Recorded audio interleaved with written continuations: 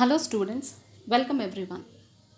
In this video, we are going to discuss about the lac operon. The lac operon is the best studied model for understanding the regulation of gene expression. The genomic DNA of bacteria has many genes. And genes, by the process of transcription and translation, forms a protein.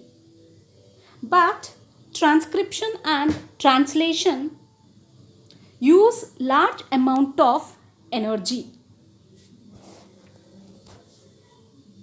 So for this control of gene expression, each cell in any organism contains all the genetic material required for the growth and development of the organism. Some of these genes are needed to be expressed all the time.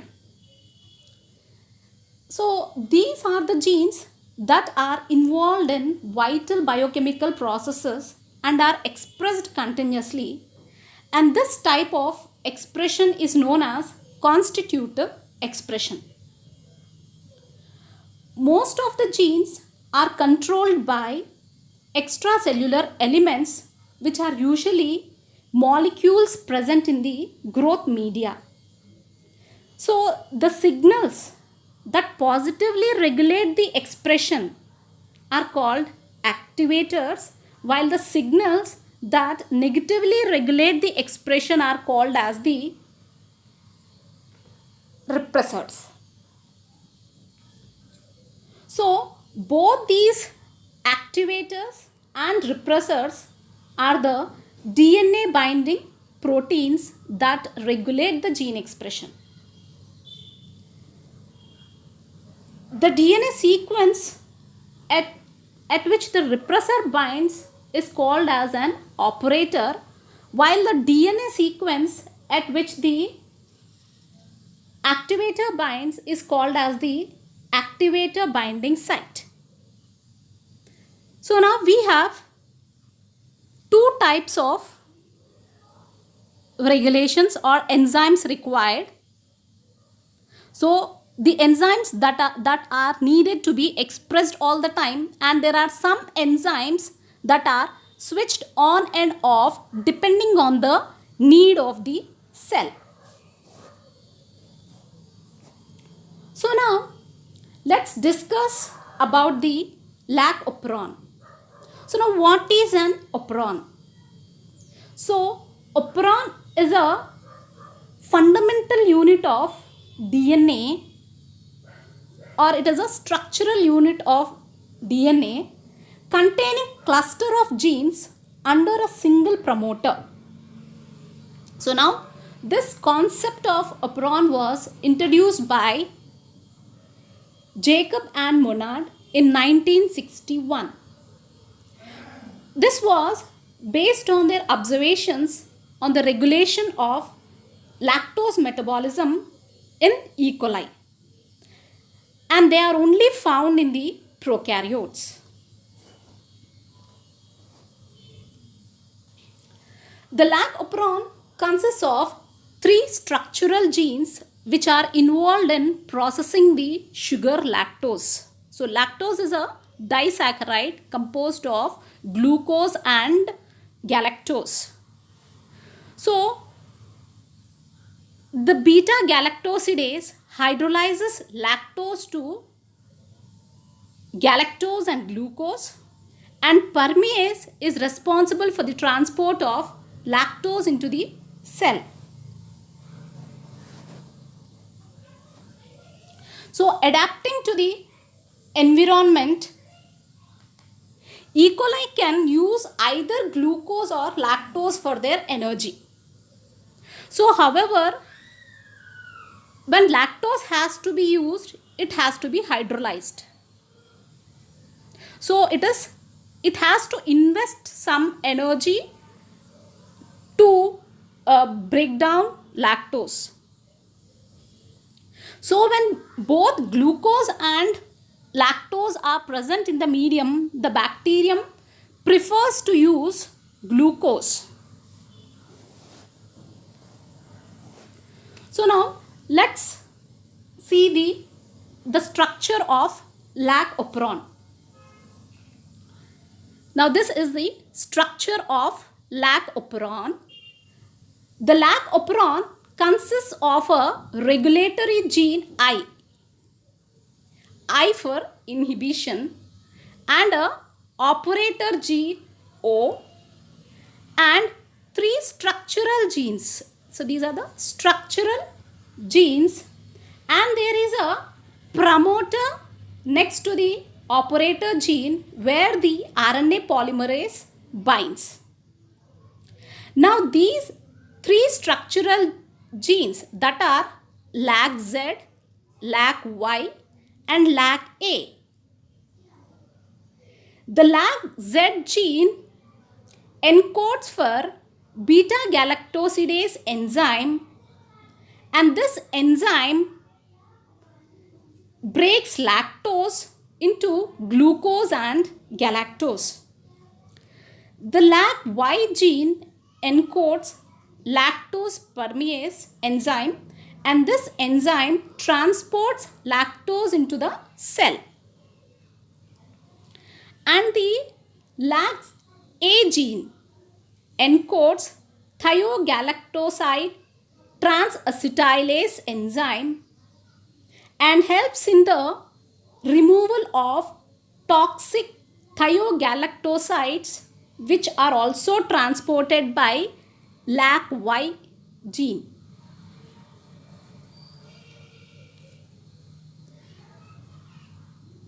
And all the structural genes, that is Y, Z, Y and A, they transcribe into a single mRNA. You can see here all these Z, Y and A, they transcribe into a single mRNA with 3 independent translation units for the synthesis of 3 different enzymes. You can see the 3 different enzymes synthesized from this gene. Such mRNA coding for more than one protein is known as the polycistronic mRNA.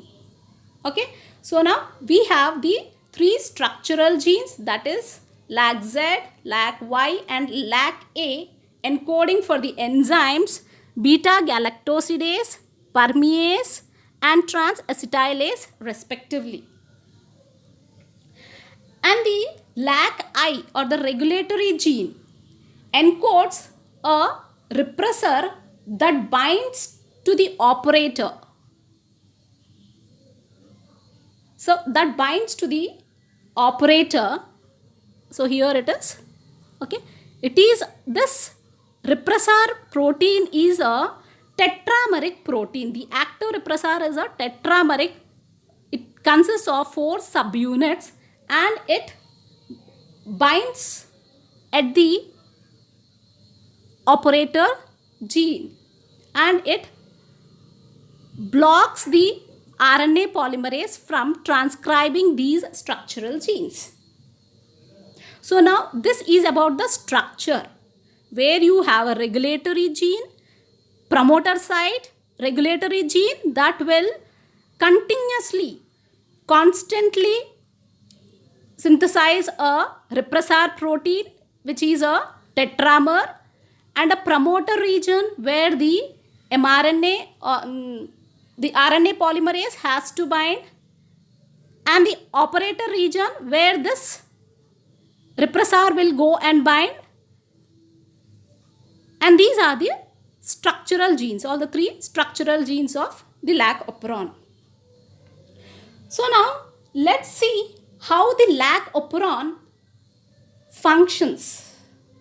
So in this one, this is the repression of lac operon, this B1, and the C1 is the derepression or the induction of lac operon. Now this is in the absence of lactose and this is in the presence of lactose. What is happening to this lac operon, we will see.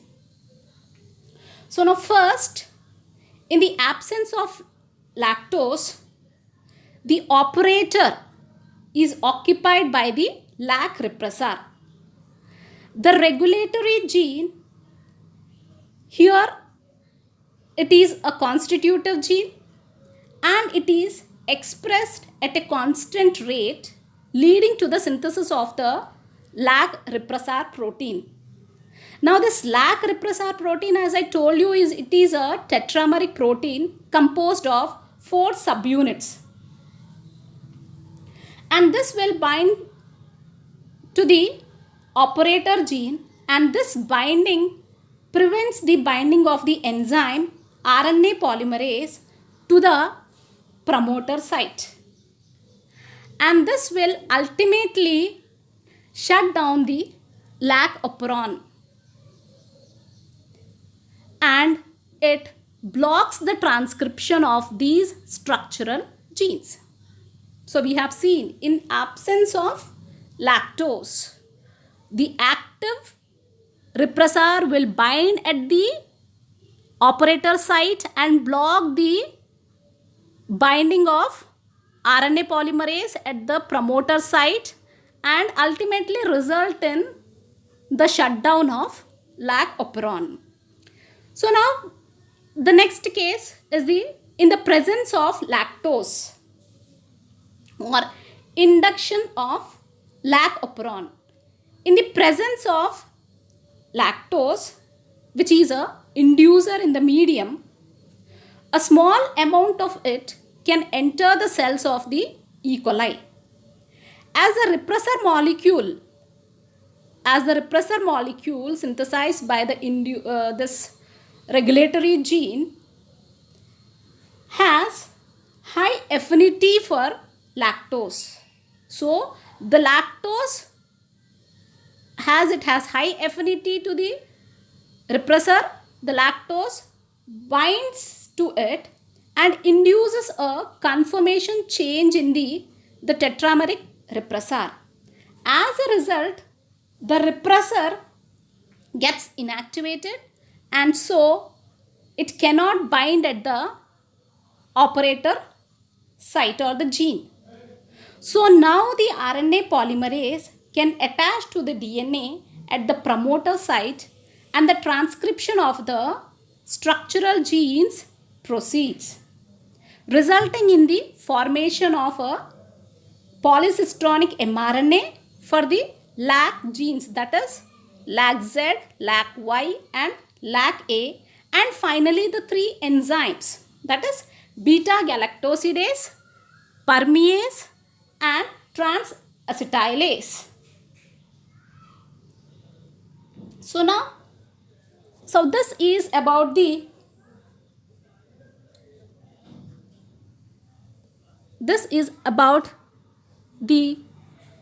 repression and de-repression of LAG operon. So now we will see the control of LAG operon catabolite gene activator protein and the role of glucose. So now when both glucose and lactose are present in the medium, the E. coli cells, as we have seen in the first video, the first slide, the E. coli cells will choose to use glucose first. So the first preference is to glucose.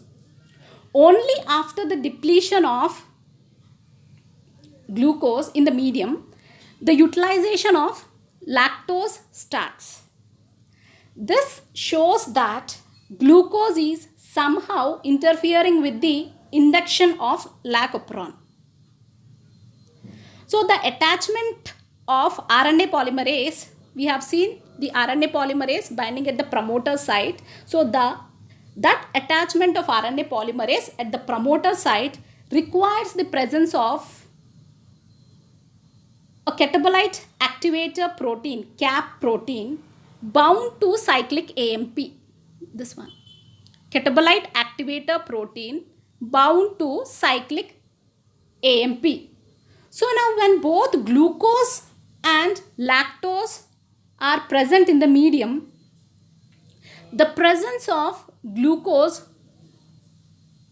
The presence of glucose lowers the intracellular concentration of cyclic AMP.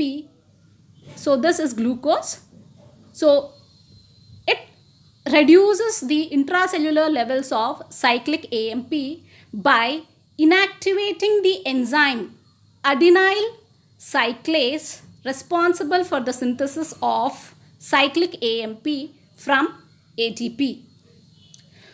So you can see glucose has a negative effect, or it is inhibiting this enzyme adenyl cyclase. So cyclic AMP cannot be synthesized in sufficient amounts from ATP. So due to decreased levels of cyclic AMP, the formation of CAP and cyclic AMP reduces. So due to this absence, the binding of RNA polymerase to DNA and the transcription of the structural genes is negligible or low in the presence of glucose. Hence, glucose is said to inhibit the lac operon by depleting the cyclic AMP levels. By this, it is clear that the catabolite activator protein and cyclic AMP is also essential for the transcription of the structural genes of the lac operon. Hence, the catabolite activator protein and cyclic AMP is considered to be a positive regulator of gene expression. So, we have seen the structure of lac operon and also the induction or the repression and de-repression of lac operon. Thank you.